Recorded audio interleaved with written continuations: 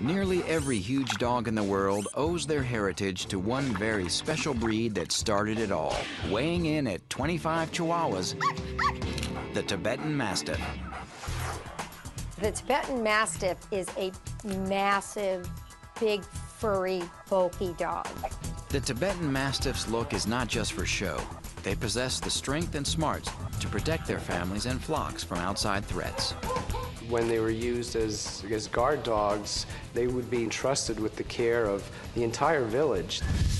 A job that the Tibetan Mastiff has had since ancient times, when their ancestors lived with nomads on the high plateaus and valleys of the Himalayas. Some of these tough and intimidating dogs were brought as far west as Europe by the likes of Attila the Hun.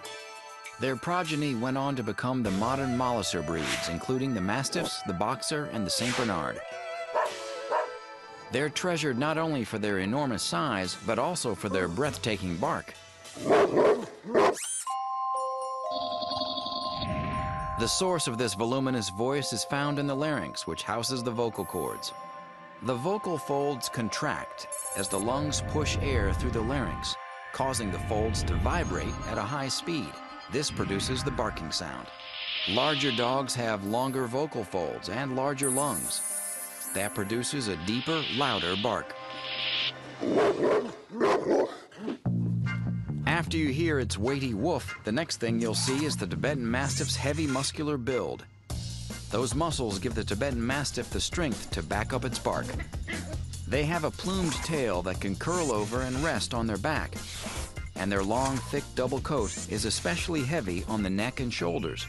This creates the appearance of a lion-like mane.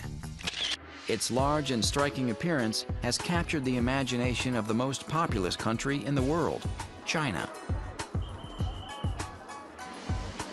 It's a surprising new trend in a country where dog ownership was actually banned 50 years ago. But now the Tibetan Mastiff is at the forefront of a Chinese dog fancy revolution. Over the past 20 years, as the Chinese middle class grew from poverty to prosperity, so too have the legions of dog lovers. They now flock to Tibetan Mastiff conventions to see the best of the breed. Today in modern China, owning a Tibetan Mastiff is considered the ultimate status symbol. A large, sprawling villa and a big, ferocious Tibetan Mastiff. That's what it takes to be very rich and famous. In fact, there was a dog that sold for almost $600,000 in China. The Tibetan Mastiff does best in a cool and dry climate. Their territorial nature means their yard will need a big fence. The Tibetan Mastiff can experience a few specific health concerns. Hip dysplasia, thyroid problems, skin conditions, and ear infections are just some of them. Their thick seasonal undercoats shed heavily in the spring and fall and will require frequent brushing. For about 3 weeks, your house is going to be covered in hair. As an independent and often stubborn breed, the Tibetan Mastiff is certainly not for the novice dog owner. Tibetan Mastiffs are loving and protective toward their families, but wary of strangers. To keep a Tibetan Mastiff happy and healthy, you want to be sure you have a cool, dry environment.